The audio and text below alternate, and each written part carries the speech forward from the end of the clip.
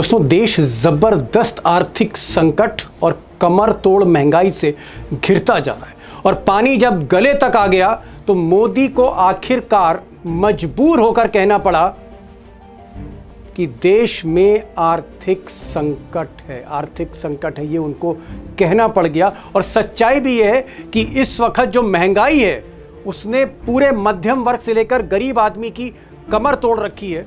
और अगर मैं पढ़े लिखे युवाओं की बेरोजगारी की बात करूं तो आलम यह है कि 25 से 30% बेरोजगारी है इस वर्ग में। और जहां तक रुपए की बात है तो रुपया इतना कमजोर हो गया है कि एक डॉलर की कीमत इस वक्त 95 रुपए 20 पैसा है। और ये आप कह सकते हैं कि रुपए की ऐतिहासिक गिरावट है। और शायद इसीलिए नरेंद्र मोदी को मजबूर होके कहना पड़ गया कि कोई भी हिंदुस्तानी, हम आप कोई भी, साल भर तक सोना ना खरीदें, चाहे भले घर में शादी हो बेटी की या कुछ हो, सेक्रीफाइस करें देश के लिए, देशभक्ति के लिए आगे बढ़े, साल भर किसी भी फंक्शन में सोना ना खरीदें और विदेश ना जाएं, हो सके तो विदेश यात्रा ना करें। हमारी देशभक्ति हमें ललकार रही है तो कम से कम एक साल के लिए हमें विदेशों में जाने की बातों को टालना चाहिए। सोने की खरीद एक और पहलू है जिसमें विदेशी मुद्रा बहुत अधिक खर्च होती है। एक जमाना था जब संकट आता था, कोई युद्ध होता था तो लोग देश हित में सोना दान दे देते थे। आज दान की जरूरत नहीं है, लेकिन देश हित में हमको यह तय करना पड़ेगा कि साल भर तक घर में कोई भी फंक्शन हो, कोई भी कार्यक्रम हो, हम सोने के गहने नहीं खरीदेंगे, सोना नहीं खरीदेंगे। यही नहीं, मोदी ने यह भी कहा है कि देशभक्ति के चलते, देश के लिए कुर्बानी के चलते आप पेट्रोल और डीजल बचाएं, स्कूटर से कम चलें, कार से ना चलें, मेट्रो ट्रेन से चलें या बस से चलें। और यही नहीं, अगर कोई सामान आपको मंगाना है तो मालगाड़ी, रेल की मालगाड़ी का इस्तेमाल करें। साथियों, हमें पेट्रोल डीजल का उपयोग कम करना होगा। शहरों में जहां मेट्रो है वहां हम तय करें कि हम मेट्रो का ही उपयोग करेंगे, ज्यादा से ज्यादा मेट्रो में ही जाएंगे। अगर कार में ही जाना जरूरी है तो फिर कार पूल करने का प्रयास करें। अगर हमें कहीं सामान भेजना हो तो कोशिश करनी है कि वह ज्यादा से ज्यादा रेलवे गुड्स के जो ट्रेन होती है रेलवे की सर्विसेज से भेजें। अब दोस्तों, एक तरफ मोदी जी हमसे और आपसे कह रहे हैं कि भाई खर्चे कम करो, कार से मत चलो, स्कूटर से मत चलो, पेट्रोल बचाओ, डीजल बचाओ, केरोसिन बचाओ, विदेश ना जाओ, सोना ना खरीदो, घर से काम करो और सब कुछ देश के लिए करो। देशभक्ति दिखाने का वक्त, देश के लिए सेक्रीफाइस करने का वक्त। लेकिन खुद मोदी जी खर्चा कम करते हुए नहीं दिख रहे हैं। देश का प्रधानमंत्री जो इतनी बड़ी बात कर रहा है, संकल्प दिलवा रहा है हमसे आपसे, खुद नहीं कर रहे। मिसाल के तौर पर आज इतना बड़ा पर्व उन्होंने गुजरात में मनाया, सोमनाथ पर, और बेतहाशा पैसा इस पर खर्च हुआ। और इससे पहले कल वो बेंगलोर में थे, वहां भी जबरदस्त प्रोग्राम था, रैलियां थी। और फिर हैदराबाद में थे, वहां भी करोड़ों रुपए की रैली का आयोजन सबने देखा है। बात यहीं खत्म नहीं, मोदी जी ये भी कह रहे हैं कि भाई हम हो, आप हो या कोई भी हो, विदेश जाने से बचे। अगर ज़रूरी नहीं है तो विदेश मत जाइए लंदन, मत जाइए इटली, मत जाइए यूरोप। पैसे बचाइए, देश की मुद्रा बचाइए। लेकिन खुद वो इस गर्मी में, जब दिल्ली में गर्मी पड़ रही है, देश में प्रचंड गर्मी है, मोदी जी सबसे ठंडे मुल्क जो हैं और सबसे आप कह सकते हैं जो ऐशगाह कहे जाते हैं, टूरिस्ट स्पॉट कहे जाते हैं, इटली है, नॉर्वे है, स्वीडन है, नीदरलैंड है, खूबसूरत देश जहाँ सबसे ज़्यादा टूरिस्ट पहुँचते हैं, इन्हीं देशों में मोदी जी अगले हफ्ते ही जा रहे हैं। मैं नहीं कह रहा हूँ, खबर आई है कि मोदी जी यूरोप की यात्रा पे निकल रहे हैं, कई दिन की यात्रा पे। इधर देश के 2 बार वित्त मंत्री रहे, फाइनेंस मिनिस्टर रहे और देश को कई मौक़ों पर आर्थिक क्राइसिस से निकाला जिन्होंने, यशवंत सिन्हा ने कहा कि जो प्रधानमंत्री दिन में 4 बार कपड़े बदलते हों और जो प्रधानमंत्री इवेंट करते हों, रंगारंग कार्यक्रम करते हों, पानी की तरह जहां पैसा बहाया जाता हो, वो महंगाई का दर्द क्या जानेंगे, वो सादगी क्या समझेंगे। सुनिए, सिन्हा साहब को भी सुन लीजिए। क्या मोदी जी की वो अपील है? क्या मोदी जी उसी तरह एक सिंप्लिसिटी का, मितव्ययिता का उदाहरण सेट कर रहे हैं? दिन में खुद 4 बार कपड़े बदलेंगे और लोगों को कहेंगे कि लंगोटी में सादगी घूमो। से रहो। और यशवंत सिन्हा ने एक और बड़ी इंपॉर्टेंट बात कही। उन्होंने कहा कि भाई इस वक्त वाकई ज़बरदस्त आर्थिक संकट है देश में। मध्यम वर्ग हो, निम्न वर्ग हो, गरीबों की तो दोस्तों बात ही ना करिए। कमर टूटती जा रही है, जेब एक तरह से कट गई है, ऐसी महंगाई आने वाली है। लेकिन एक पते की बात यशवंत सिन्हा साहब ने कही। उन्होंने कहा कि मिस्टर मोदी भले ही कोविड के संकट को पार कर गए हों, लेकिन ये जो प्रचंड आर्थिक संकट सामने से आ रहा है, जिसने देश को घेर रखा है, इससे निपटने में उन्हें संदेह है कि मोदी जी इससे निपट पाएंगे। उनका ये कहना था, यशवंत सिन्हा साहब का। हालांकि मोदी जी के सीनियर रहे, जब वो बीजेपी में थे, मोदी उनसे काफ़ी जूनियर थे, अच्छी तरह से मोदी को समझते हैं। उनका ये कहना था कि मोदी जी इसलिए इस संकट से नहीं निपट सकते क्योंकि इकोनॉमिक इश्यूज़ पर, जो आर्थिक मुद्दे हैं, मसले हैं, उस पर उनकी पकड़ कमज़ोर है पकड़। अभी मुझे लग रहा है कि पहली बार मोदी जी की आर्थिक फ्रंट पर एक बहुत कठिन और कठोर परीक्षा हो रही है और इसीलिए वो बाध्य हुए देश की जनता को उन सब बातों को कहने के लिए जो उन्होंने कल कहा। तो जी। मैं इसको निष्कर्ष ये निकालता हूं कि अच्छे दिनों में तो मोदी जी ने चला लिया, लेकिन समझ उनकी जो है वो अभी भी नाकाफी है। अर्थव्यवस्था को मोदी जी बहुत अच्छी तरह से नहीं समझते हैं। दोस्तों, सच्चाई ये है कि 5 राज्यों में चुनाव थे, मोदी जी की पार्टी दांव पर लगी हुई थी, इसलिए किसी तरह से वो सप्रेस कर रहे थे महंगाई को। लेकिन अब चुनाव ख़त्म हो गए, इसलिए मोदी जी बोलने लगे कि भाई देशभक्ति दिखाइए, कुर्बानी दीजिए। और अगर ये जो क्रूड ऑयल है, कच्चा तेल है, प्रति डॉलर इसके दाम ऐसे ही बढ़ते रहे, यानी जनवरी में जंग से पहले $63 प्रति बैरल था कच्चे तेल का दाम, इस वक्त $110 प्रति बैरल है तेल का दाम। अगर ये $150 प्रति बैरल पहुंचता है, जिसके आसार दिख रहे अगर जंग नहीं रुकी, तो फिर हिंदुस्तान में तेल दोस्तों अगर 125 रुपए हो जाए या उससे ऊपर चला जाए, हम और आप गाड़ी में, स्कूटर में तेल ना भरवा पाएं, तो ताज्जुब मत करिएगा। और जो रुपए का हाल है, जिस तरह से रुपया टूट रहा है डॉलर के मुकाबले, क्योंकि सारा ट्रेड तो डॉलर में ही होता है, अगर रुपये का यही हाल रहा जो 95 रुपए है, $1 की कीमत 95 रुपए से ज़्यादा है, अगर रुपया का आंकड़ा 100 पार कर गया, शतक लगा दिया अगर रुपए ने, तो फिर वाकई आप सोच लीजिए कोविड से भी भयावह स्थिति आने वाली है। संकट गंभीर है। मोदी जी कैसा उसका सामना करेंगे, आज मैं यशवंत सिन्हा को रूबरू करा रहा हूँ। इसलिए बीजेपी में भी रहे, मोदी के भी सीनियर रहे, इकोनॉमिस्ट भी हैं, एक्सपर्ट भी हैं, देश के कई बार बजट लेके आए और 2-2 सरकारों में फाइनेंस मिनिस्टर थे। सिन्हा साहब को सुनिए, हमारी और आपकी ज़ुबान में बहुत आसानी से, बहुत ही आप कह सकते हैं उलझे हुए मुद्दे को समझाया है। और ये मुद्दा हमारे आपके परिवार के लिए, सबके लिए बहुत ज़रूरी है। मेरा जो पहला सवाल यशवंत जी ये है कि नरेंद्र मोदी ने पहली बार कहा है कि भाई संकट है, अर्थव्यवस्था का संकट है, और संकल्प लेने को कहा है। वैसे तो आर्थिक स्थिति तो बहुत समय से भारत की खराबी चल रही थी, लेकिन अचानक आपको क्या लगता है कि क्या पानी अब गले के ऊपर तक आ गया है और अंदर से सरकार खोखली होती हुई जा रही है? इसको छुपाया जा रहा था, लेकिन एक मकाम पर आने पर मोदी को मजबूरी में बोलना ही पड़ गया। बिल्कुल सही कहा आपने। 2-3 बातें बिल्कुल स्पष्ट हैं। एक तो ये है कि जो ईरान और अमेरिका का युद्ध है इजराइल का, उससे बहुत प्रतिकूल प्रभाव पड़ा है पूरी अंतर्राष्ट्रीय व्यवस्था के ऊपर। भारत भी उसका अंग है।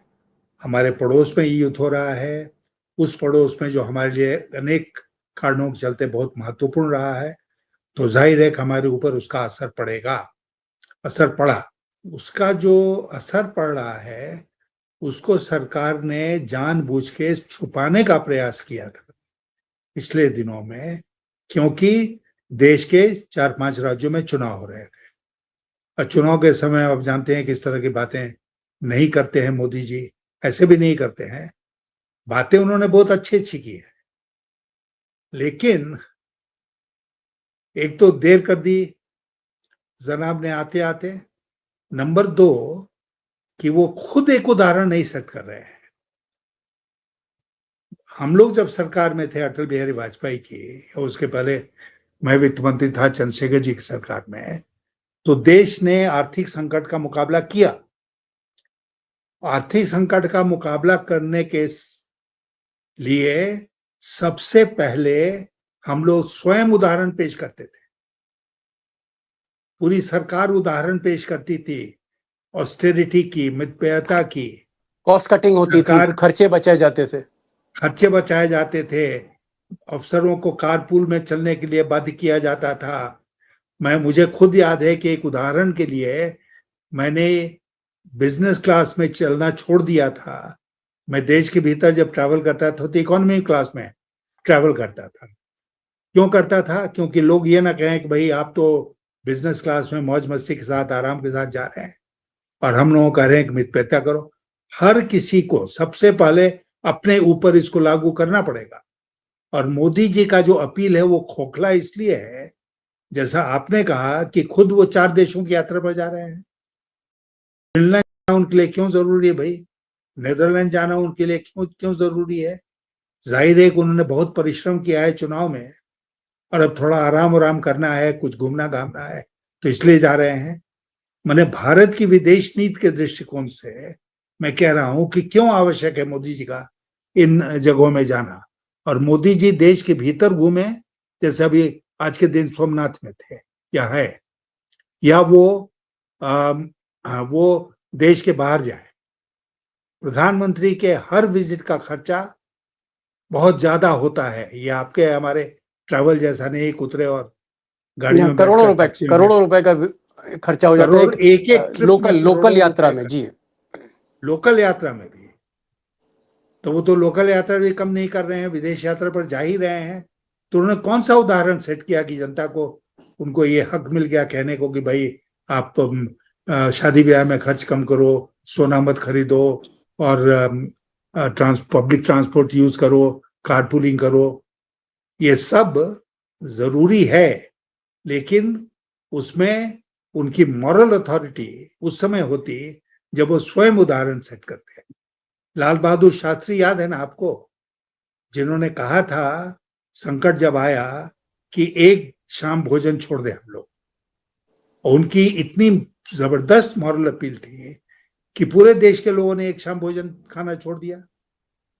क्या मोदी जी की वो अपील है?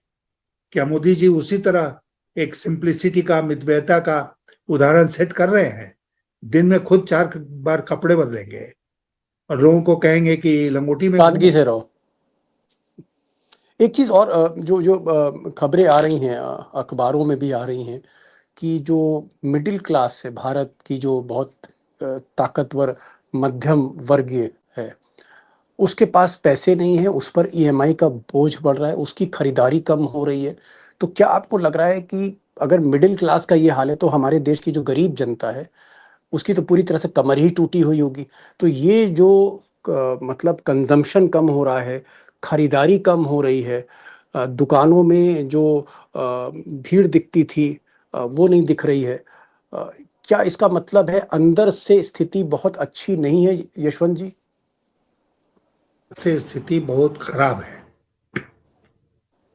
देश में बात होती थी ना अनएम्प्लॉयमेंट की, बेरोजगारी है।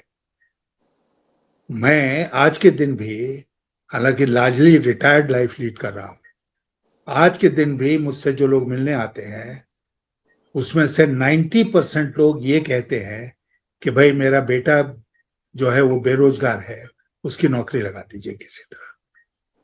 भयंकर बेरोजगारी है। और इसका असर क्या देश की अर्थव्यवस्था के ऊपर नहीं पड़ेगा? बिल्कुल पड़ेगा, पड़ भी रहा है।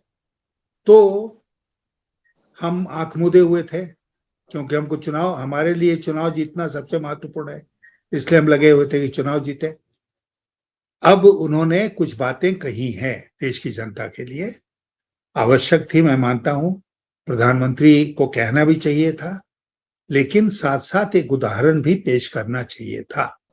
सिन्हा साहब, अगर यही हाल रहा, युद्ध नहीं रुकता है ईरान अमेरिका का, और क्रूड ऑयल के प्राइस बढ़ते हैं, गैस के प्राइस बढ़ते हैं, यूरिया, फर्टिलाइजर सब महंगी हो जाती, तो क्या आपको लगता है कि भारत में तेल 150 रुपये प्रति लीटर भी हो सकता है?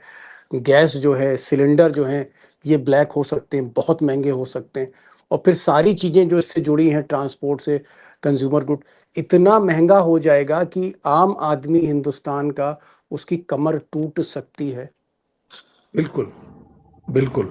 और ये हम लोग पूर्व में झेल चुके हैं। देखिए, तेल जो है ना और फर्टिलाइजर, ये तो एक बेस प्रोडक्ट है और इसका उपयोग होता है, गाड़ी आप चलाते हैं, हम चलाते हैं, उसमें उपयोग होता ही है, लेकिन इंडस्ट्री में इसका उपयोग होता है।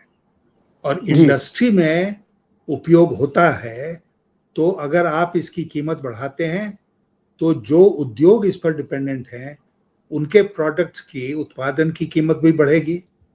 तो एक ऐसा ये एक ऐसा वस्तु है जिसकी कीमतों में वृद्धि से अर्थव्यवस्था में व्यापक असर पड़ता है।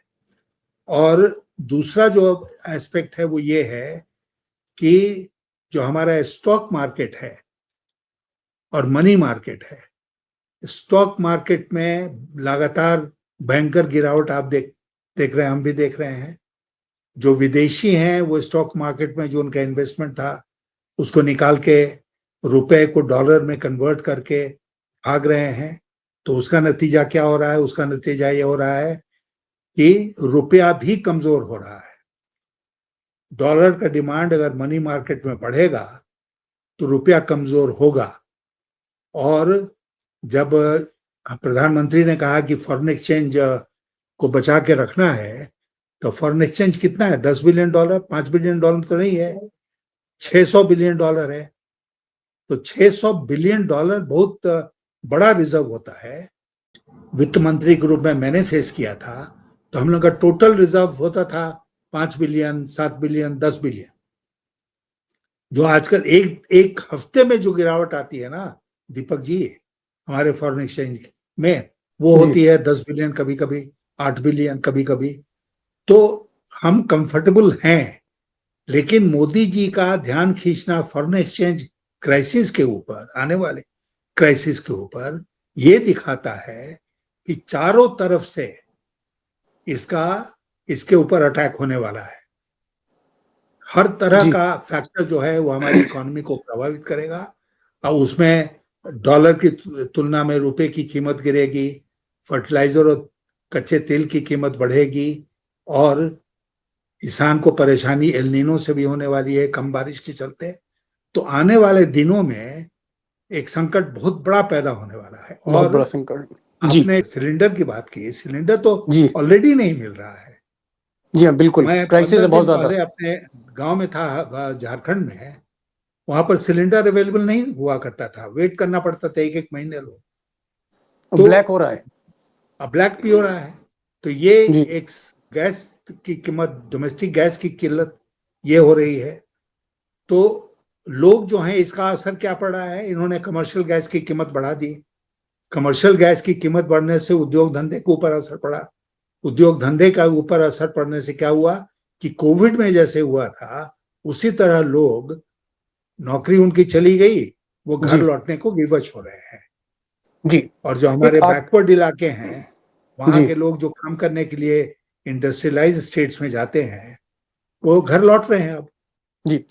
एक आखिरी सवाल पे आ रहा हूँ, मुझे लगा क्योंकि मैं देश के पूर्व वित्त मंत्री से बात कर रहा हूँ, हम दो दो सरकारों में वित्त मंत्री रहे, फाइनेंस मिनिस्टर देश के रहे, तो मुझे लगा आपसे ही मैं पूछता हूँ। लगातार हम देख रहे हैं बेरोजगारी बढ़ती चली जा रही, कोई जॉब ग्रोथ नहीं है, कारखाने बंद हो रहे हैं, हमारे एक्सपोर्ट्स जो हैं वो कम होते जा रहे हैं, इंपोर्ट हमारे बढ़ रहे हैं, रुपया टूट रहा है। क्या आपको लगता है कि मोदी जी एक ऐसे प्रधानमंत्री हैं जो इकोनॉमी को, अर्थव्यवस्था को बहुत अच्छे से नहीं जानते? देखिए, मैं आपको एक बात बताऊं, मोदी जी गुजरात के चीफ मिनिस्टर थे 12 साल लगभग, और वहां से सीधे गवर्नमेंट ऑफ इंडिया में आए। Government of India prime minister बनकर गवर्नमेंट ऑफ इंडिया में काम करने का उनका कोई अनुभव नहीं था।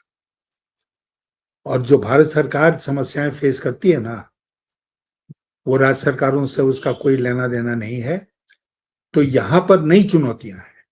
दूसरी बात कि जब सामान्य परिस्थिति हो या अच्छी परिस्थिति हो तो कोई भी चला लेगा सरकार। टेस्ट तो तब होता है ना, परीक्षा तब होती है जब मुश्किल का सामना हम लोग करते हैं। तो मोदी जी कई कारणों के चलते उनकी परीक्षा नहीं हुई। परीक्षा अगर होती उनकी तो चुनाव तो वो बराबर जीत ही रहे थे, बातों को छुपा के देश में, देश के लोगों से।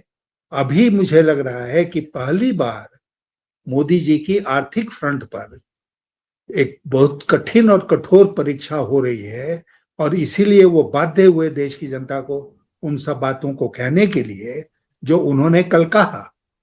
तो जी मैं इसको निष्कर्ष ये निकालता हूं कि अच्छे दिनों में तो मोदी जी ने चला लिया, लेकिन समझ उनकी जो है वो अभी भी नाकाफी है। जी। अर्थव्यवस्था को मोदी जी बहुत अच्छी तरह से नहीं समझते हैं। एक चीज और, अगर आप मतलब हाल फिलहाल के प्रधानमंत्री देखें, नरसिम्हा राव हों या वाजपेयी हों या मनमोहन सिंह हो या उससे पहले चंद्रशेखर हो, आपको तो सभी जानते हैं और आप उनको बहुत अच्छी तरह से जानते हैं। नरसिम्हा राव, वाजपेयी, मनमोहन सिंह, और ये जो हाल फिलहाल के पिछले 20, 25, 30 साल के जो प्रधानमंत्री रहे, उनकी अगर हम तुलना मोदी जी से करें तो आप मोदी जी को कहाँ देखते हैं अर्थव्यवस्था के मामले में? देखिए, पहली बात तो मैं ये कहूंगा कि ये जितने प्रधानमंत्रियों का नाम आपने लिया, जिनको मुझे जी बहुत नजदीक से देखने का मौका मिला था, तो दिन में 4 बार कपड़े नहीं बदलते थे। मतलब जी वो सादगी का जीवन जीते थे। और जो आदमी सादगी का जीवन जीता है उसकी एक मॉरल ताकत होती है, जिसके आधार पर वो देश की जनता को संबोधित करता है, उससे कुछ अपील करता है, उस अपील का असर पड़ता है। मोदी जी ने कौन सा उदाहरण पेश किया है? खुद का आचरण उनका ऐसा रहा कि जी ठीक समय में तो बहुत अच्छा है भाई, अच्छे दिन चल रहे हैं, लेकिन अब संकट के दिन आ गए, तब जी वो कह रहे हैं देश की जनता को कि इसका भार अब तो तुमको सहना पड़ेगा। देश की जनता कहेगी भाई हम क्यों सहें, पहले तुम सहो उसके बाद हमसे कहो। जी। नहीं, लेकिन जैसे अगर नरसिम्हा राव को अगर आप देखें, नरसिम्हा राव या वाजपेयी या मनमोहन सिंह, अगर इनसे मैं कंपेयर करूं तो एक प्राइम मिनिस्टर के तौर पे अर्थव्यवस्था को मोदी कितना समझते हैं? नहीं, ये जितने नाम आपने लिए वो लोग सब अर्थव्यवस्था को बेहतर ढंग से समझते थे। दूसरी बात, चूंकि वाजपेयी जी के साथ मुझे काम करने का मौका मिला था और आप उनके कार्यकाल में मैंने 5 बजट पेश किए थे। एक बात मैं आपसे गंभीरता से कहना चाहता हूँ, हम लोगों ने बहुत सारे कठोर कदम उठाए क्योंकि समस्याएं बहुत थी। आपको याद होगा, अब तो देश की जी जनता शायद भूल रही है उस बात को, कि हम लोगों ने परमाणु परीक्षण किया था। तो उसके बाद हमारे ऊपर दुनिया की बड़ी से बड़ी ताकतों ने आर्थिक प्रतिबंध प्रेशर लगा डाला दिए था। थे। जी, नहीं नहीं, प्रतिबंध लगा दिए थे। सैंक्शन प्रेशर जी। डाला ही था, साथ साथ प्रतिबंध लगाए थे। तो उसका असर हमारी अर्थव्यवस्था के ऊपर पड़ा। हम लोगों ने मुकाबला किया उसका, बिना उन देशों के सामने झुके हुए। क्यों? अर्थव्यवस्था को हम लोग समझते थे। और मैं जब एक बात आपसे कहूं कि हमको वाजपेयी जी का ये आदेश था कि कठोर से कठोर निर्णय लेने में हम लोग हिचकेंगे नहीं, क्योंकि हम किसी देश के सामने झुकना नहीं चाहते हैं। इसलिए यशवंत सिन्हा, आपकी ये जिम्मेदारी है वित्त मंत्री के रूप में कि आप ऐसा मैनेजमेंट करें कि हम देश की जनता को भी खुश रख सकें और बाहर के देशों के सामने झुके नहीं। तो हम लोग चलाते थे उस तरह। लेकिन क्या आज के दिन सारा स्ट्रक्चर है डिसीजन मेकिंग का ना दीपक जी, वो बदल चुका है। अब जो फैसले हैं वो सब पीएमओ में होते हैं। वित्त जी मंत्रालय का वजूद घट गया, और भी जितने मंत्रालय हैं आर्थिक, उनका वजूद घट गया। और चूंकि फैसले पीएमओ में होते हैं तो ये लोग इंतजार करते हैं कि वहां से क्या आदेश आता है। जी और मोदी जी समझते नहीं है। उनके सलाहकार जो हैं वो एक्सपर्ट नहीं है, उन्होंने क्राइसिस फेस नहीं किया है। क्राइसिस कैसे फेस करते हैं वो जानते नहीं है। इसलिए एक भारी कमी है समझदारी की इस सरकार में। एक आखिरी क्वेश्चन, देश में एक्सपर्ट्स की तो कमी नहीं है। अगर हमारे आईआईटियंस या हमारे मैनेजमेंट के जो छात्र हैं वो अमेरिका में दुनिया की बड़ी-बड़ी कंपनियां चला सकते हैं, तो हमारे देश में एक्सपर्ट की कमी नहीं। Modi ji expert, best expert क्यों नहीं हायर करते हैं? उनके बारे में हमेशा ये कहा जाता है, बेस्ट एक्सपर्ट क्यों नहीं हायर करते?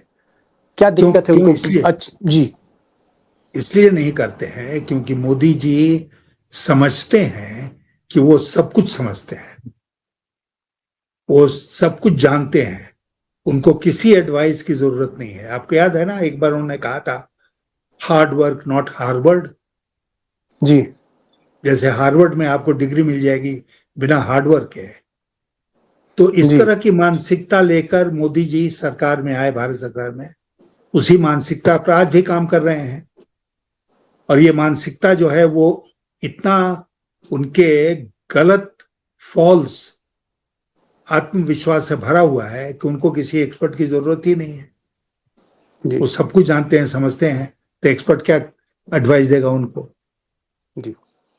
तो ये थे यशवंत सिन्हा, बता रहे थे कि भाई क्राइसिस में देश है, संकट में देश है, मोदी सरकार इसे दबाती छुपाती रही, लेकिन अल्टीमेटली चुनाव के बाद इस सच्चाई से रूबरू करना पड़ा जनता को, मोदी को।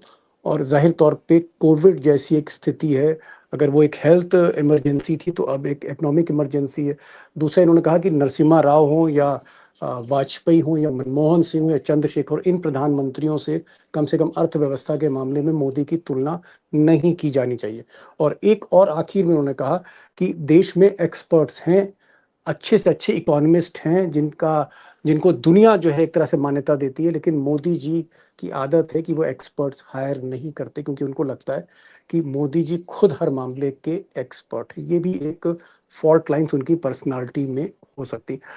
यशवंत सिन्हा साहब, आप इस प्रोग्राम में आए और अर्थव्यवस्था पे बात की, और हमारा सौभाग्य है कि देश के जो 2 बार वित्त मंत्री रहे, वो हमारे कार्यक्रम में आए। बहुत क्रिटिकल असेसमेंट आपने दिया। बहुत-बहुत शुक्रिया। Thank you so much sir for joining this programme.